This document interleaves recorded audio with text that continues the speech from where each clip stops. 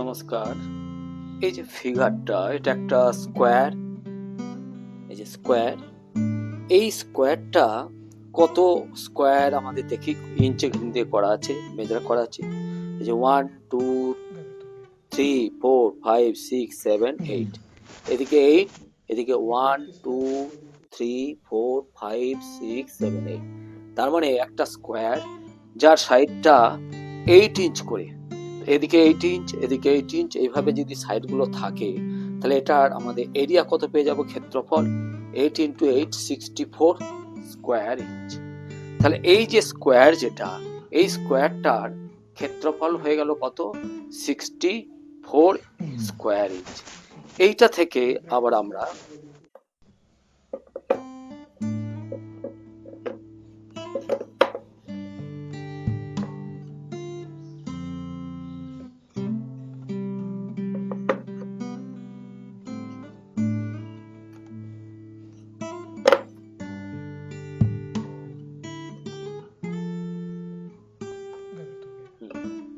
এটা থেকে আমরা কি পেয়ে যাচ্ছি, একটা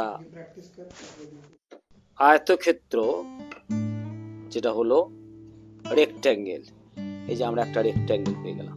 তার মানে ওটা স্কোয়ার ফিগারটা ছিল, সেইটাকে আমরা রিঅ্যারেঞ্জ করে আমরা একটা পেয়ে যাচ্ছি কত, একটা রেক্ট্যাঙ্গেল। এই যে রেক্ট্যাঙ্গেল, এই রেক্ট্যাঙ্গেলের ক্ষেত্রফল কত হয় দেখি।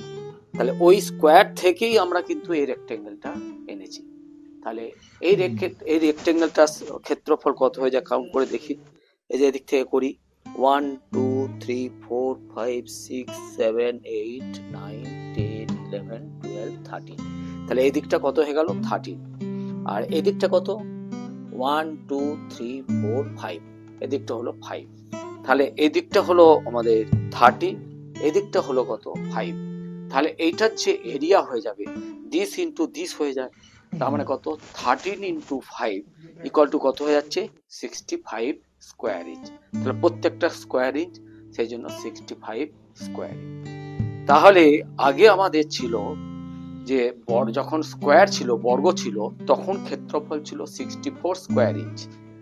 এখন দেখছি সেইটা দিয়েই যদি আমরা ফিগারটা একটা রেক্ট্যাঙ্গেল, আয়তক্ষেত্র বানাই, তাহলে দেখা যাচ্ছে যে এটার ক্ষেত্রফল বেড়ে যাচ্ছে, 1 স্কোয়ার ইঞ্চ বেড়ে যাচ্ছে। তাহলে কিভাবে হলো এটা, এটাই এটার বাজেট, কিভাবে হচ্ছে সেটাই বের করা। তা এখানে তা আমি এটাকে আরেকবার আমি চেঞ্জ করি।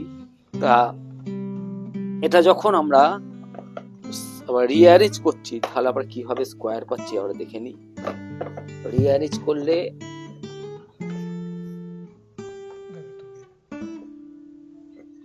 এই যে এইভাবে আমরা রিঅ্যারেঞ্জ করলে এটাকে আমরা স্কোয়ার পেয়ে যাচ্ছি। এটা ছিল 64 স্কোয়ার ইঞ্চ, আর ওটার বেলা হয়ে যাচ্ছে এইটা থেকেই আবার রিঅ্যারেঞ্জ করে আবার রেক্ট্যাঙ্গেল করলে 65 স্কোয়ার ইঞ্চ হচ্ছে। তাহলে এটা আপনারা দেখবেন, দেখে একটু করার চেষ্টা করবেন।